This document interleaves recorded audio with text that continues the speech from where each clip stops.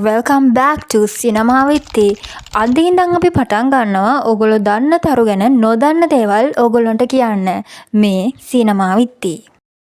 ඉතින් අද අපි කතා කරන්න යන්නේ අපි හැමෝම දන්න බොලිවුඩේ නිලි රජු ලෙස හඳුන්වන ශාරුක් ඛාන්. හොඳ ස්වාමියෙක්, හොඳ පියෙක්, හොඳම නළුවෙක්, හොඳ සහායක නළුවෙක්. මේ දේවල් වලට අමතරව අපි නොදන්න නරක පැත්තක් තියෙනවාද ශාරුක් ඛාන්ගේ? ඉතින් ශාරුක් ඛාන්ට මුලින්ම එයාගේ වයිෆ් හම්බෙන්නේ අවුරුදු 18 දී. ඒ වෙනකොට ගෞරිට අවුරුදු 16ක්. මේ දෙන්නම පාටි එකකදී තමයි හම්බෙන්නේ. හැබැයි ශාරුක් ඛාන්ගේ ගෞරිගේ පෞල් බිමේ තියෙන වෙනස්කම් නිසා මේ දෙන්නට ගෙදරින් නම් කැමති වෙන්නේ නැහැ. මුලින්ම ගෞරි කැමති වෙන්නෙත් නැහැ ශාරුක් ඛාන්ට. ඒ වුණාට කාලයක් යද්දි ගෞරිටත් ශාරුක් ඛාන් ගැන අදහසක් ඇති වෙනවා.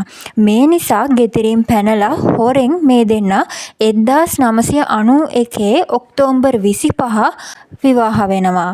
මේ වෙනකොට ශාරුක් ඛාන් සීරීස් වල ඒ කියන්නේ ටෙලි ඩ්‍රාමාස් වල වගේ තමයි කටයුතු කරේ. ශාරුක් ඛාන්ගේ සර්කස් ෆෝජ් කියන මේ ටෙලි ඩ්‍රාමා දෙක ගොඩාක් ජනප්‍රිය වෙලා තිබ්බා. හැබැයි ශාරුක් ඛාන්ගේ පළවෙනි බ්ලොක්බස්ටර් එක කියන්නේ ශාරුක් ඛාන්ට තමන්ව ලෝකෙට පෙන්වන්න හැකියාව හම්බුනේ දිවානා කියන ෆිල්ම් එකෙන්. මේකට ශාරුක් ඛාන්ට බෙස්ට් ෆිල්ම් ෆෙයාර් ඩෙබියුට් වලටත් හම්බෙනවා සම්මානයක්. ඒ වුණාට ඔයා දන්නවද මේ හැම ජනප්‍රියතාවක්ම ඇතුලේ හැංගිලා තියෙනවා කරන් ජොහාරුයි ශාරුක් ඛාන් අතර අනියම් ඇසුරක් තියෙනවා කියන කතාව. For years we've heard that Karan designs your wardrobe, you sleep over at his place. There's this whole relationship thing that's been going. What's the truth?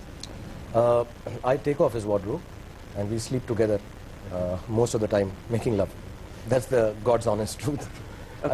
Shahrukh Khan රංගපාපු ගොඩාක් ප්‍රසිද්ධ ඔක්කොම වගේ චිත්‍රපටි අධ්‍යක්ෂණය කරලා තියෙන කරන් ජොහාර්. ඒ නිසා මේ සම්බන්ධය ඇත්තක් කියලා ගොඩක් අය විශ්වාස කරනවා.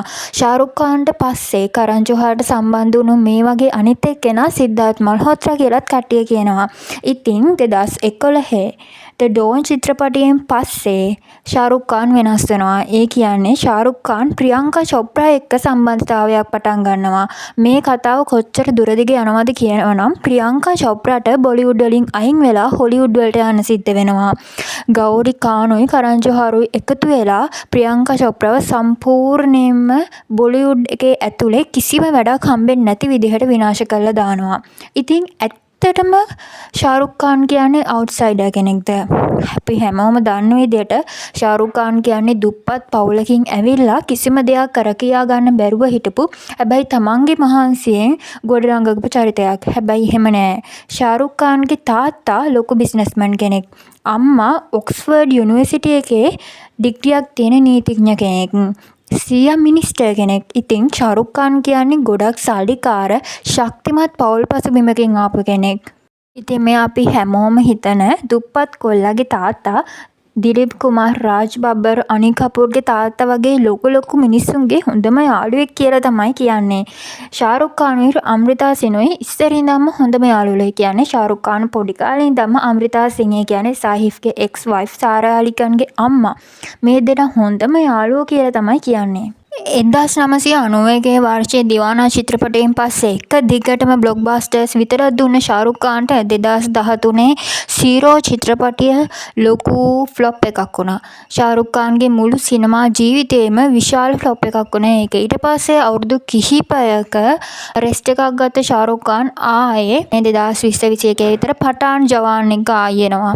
හැබැයි ඒවනම් ඔක්කොම බ්ලොක්බස්ටර්ස් වුණා. ඉතින් මම හිතනවා ඔයගොල්ලෝ දන්න ශාරුක් ඛාන් ගැන නොදන්න දේවල් ගොඩක් අද දැනගත්තා කියලා.